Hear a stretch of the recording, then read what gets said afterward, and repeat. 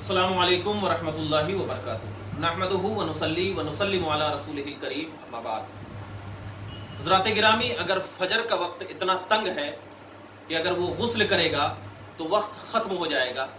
तो क्या इस सूरत में तयम्मुम करके नमाज पढ़ सकता है या नहीं पढ़ सकता है?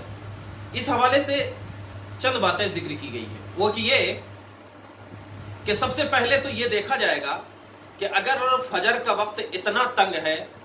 कि गुस्ल फर्ज था उसके ऊपर, और गुस्ल फर्ज अगर किसी के ऊपर हो तो सबसे पहले क्या करे, वो 3 बार कुल्ली करेगा और 3 बार नाक में पानी चढ़ाएगा और उसके बाद पूरे बदन पर पानी बहाएगा, तब जाकर के उसका गुस्ल होगा। यानी अगर किसी के ऊपर गुस्ल फर्ज है तो अगर इतना वक्त तंग है कि 3 बार कुल्ली करने या 3 बार नाक में पानी चढ़ाने और पूरे बदन पर पानी बहाने से अगर वक्त खत्म हो जाता है, यानी इतना ही वक्त है कि कुल्ली करने, नाक में पानी चढ़ाने और पूरे बदन पर पानी बहाने का भी वक्त नहीं,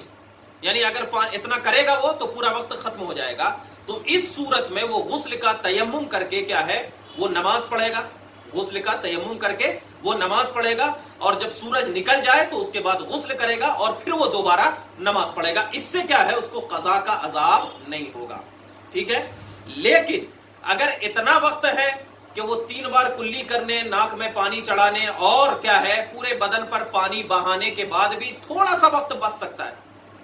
आजकल गुस्ल का मतलब क्या होता है लोगों में, जैसे कि साबुन लगाने का अगर वक्त है मौजूद, साबुन लगाने का वक्त मौजूद है, यानी कुल्ली करने, नाक में पानी चढ़ाने और पूरे बदन पर पानी बहाने के बाद अगर साबुन वगैरह घस करके नहाते हैं जो, अगर इतना वक्त है तो फिर वो तयम्मुम नहीं करेगा। जैसा कि फतावा रज़विया की पहली जिल्द सफा नंबर 574 584 में ये है फरमाया गया, हुजूर आला हजरत अजीमुल बरकत अलैहि रहमत व रिज़वान फरमाते हैं कि जबकि नमाज का वक्त इतना तंग हो गया हो कि जल्दी से गुस्ल करके नमाज नहीं पढ़ सकता है, तो अगर जिस्म पर कहीं नजासत लगी हो तो उसे धोकर गुस्ल का तयम्मुम करे। पहले तो नजासत को धो ले और उसके बाद गुस्ल का तयम्मुम करे और वुजू बनाकर नमाज पढ़ ले, फिर गुस्ल करे और सूरज बुलंद होने के बाद नमाज जो है वो दोबारा पढ़ सकता है। मगर ये उस सूरत में है कि जबकि कुल्ली करने, नाक में पानी डालने और सारे बदन पर पानी बहाने के बाद 2 रकात फर्ज पढ़ने का भी वक्त ना हो। अगर इतना वक्त तो है लेकिन साबुन वगैरह लगाकर एहतिमाम से नहाने भर का वक्त नहीं है, तो फर्ज है कि वो साबुन वगैरह के बगैर गुस्ल करके नमाज पढ़े, और उस सूरत में अगर उसने तयम्मुम करके नमाज पढ़ लिया तो वो गुनहगार होगा। ठीक है, तो इस बात का ख्याल रखा जाए कि तयम्मुम की कब सूरत है, कि जब आपके पास इतना वक्त भी ना हो कि पानी डालने के बाद